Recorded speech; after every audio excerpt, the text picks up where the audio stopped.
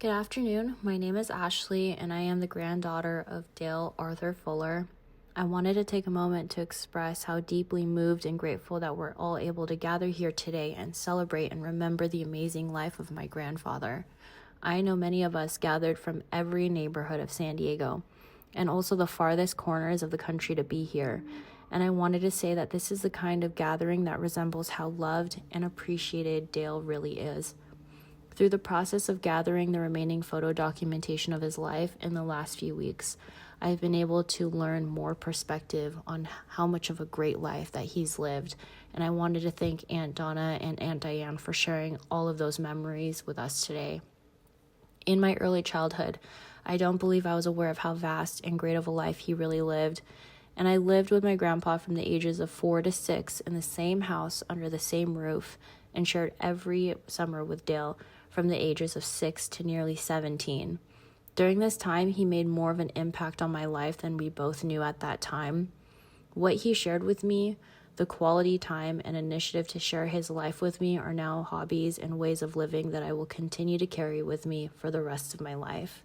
Starting at the age of 6, when I moved away from San Diego to Las Vegas, my parents started to fly me out to San Diego by myself, and every flight I took to visit my grandparents, Dale and Dolly were always waiting on the other side of the gate. I realized that there wasn't ever a moment in which they weren't waiting on the other side for me.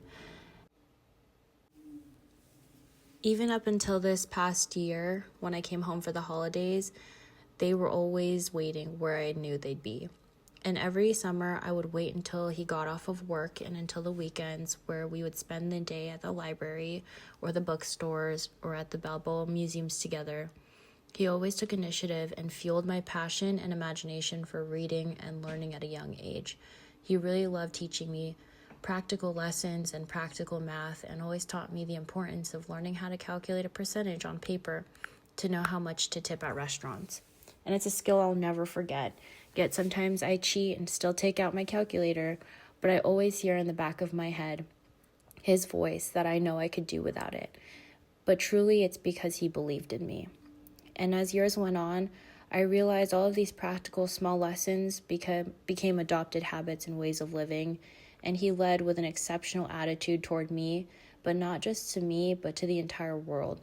And with patience and kindness and true attentiveness to others around him, he led his life by helping strangers and making others feel seen and respected and important. He would religiously send me and his whole community emails of jokes and I thought of you emails and a time in history emails to remind us all that we are still important and connected to him until the day that he couldn't. The true essence of who he is the biggest lesson he taught the world. He taught me that being these qualities, a present, a moral-driven, and a heartfelt human being, was the most important skills of all.